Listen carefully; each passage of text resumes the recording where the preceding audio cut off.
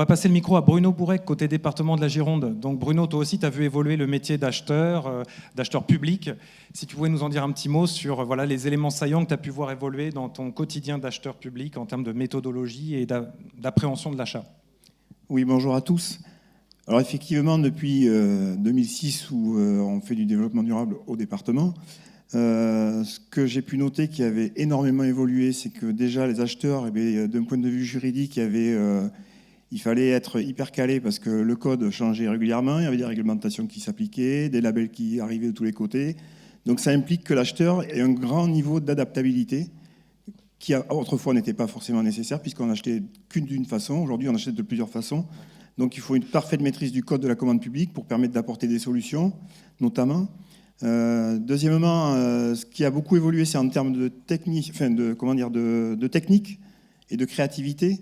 Donc on va avoir aussi là à maîtriser, quand on échange avec les entreprises, savoir de quoi on parle, parce qu'on parle de matériaux biosourcés, on parle de plusieurs types de produits qui n'existaient pas.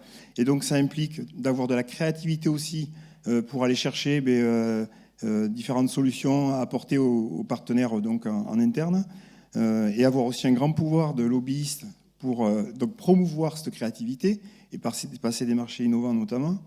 Et en même temps, il y a une évolution politique dans le sens communication, où là, on va être amené à amener en fait des informations à nos politiques, donc en amont, et en transversal à nos services et en aval aux sociétés en fait, pour à la fois leur dire ce que l'on souhaite voir pour les sociétés en termes d'environnement, d'économie ou de social, donc avoir une bonne connaissance du milieu social, des acteurs du social, une bonne connaissance du tissu économique local pour essayer de faire accéder les TPE-PME donc à nos marchés, et en même temps avoir une réflexion en termes d'environnement d'un point de vue global. Alors on va y arriver avec tout ce qui est analyse de cycle de vie, etc.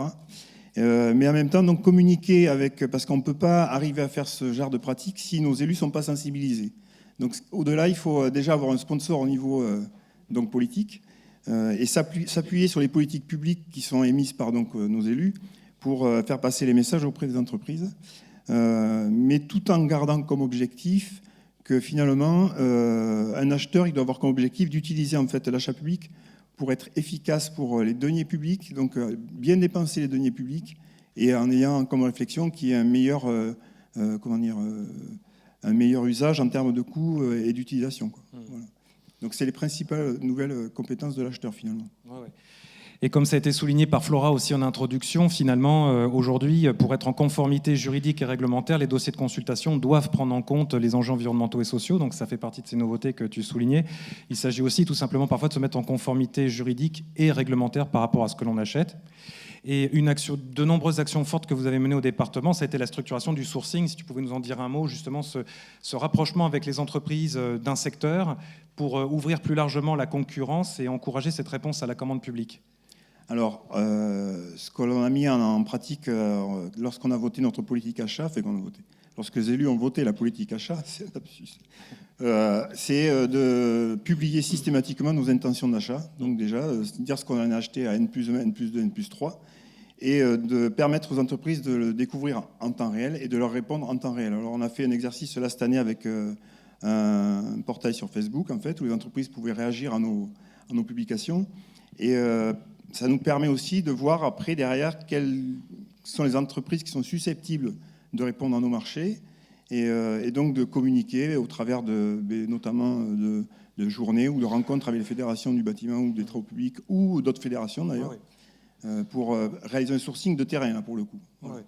Oui, je crois que vous l'aviez fait sur des secteurs comme tout ce qui était bois, construction bois, mais aussi des domaines comme par exemple l'économie sociale et solidaire ou l'insertion par l'activité économique. Il y a eu plusieurs tout à fait. actions. Alors on participe avec la CRES Nouvelle-Aquitaine, donc à des expressos. Des expressos, c'est en fait des petits temps de parole qui sont accordés à des structures de l'ESS notamment pour se présenter déjà et puis pour qu'on puisse les connaître et nous pour leur parler en fait de nos intentions et voir si ça peut matcher éventuellement, mais faire des propositions, quoi. Ok. Est-ce que pour conclure un peu, tu pourrais nous donner un petit exemple de dossier de consultation, de marché qui a retenu ton attention, un peu symbolique, ou une action achat responsable que tu souhaiterais partager pour illustrer ? Je vais parler d'un marché qui est assez récent, qui a été passé en fait par la direction des collèges et en appui avec la cellule performance de l'achat.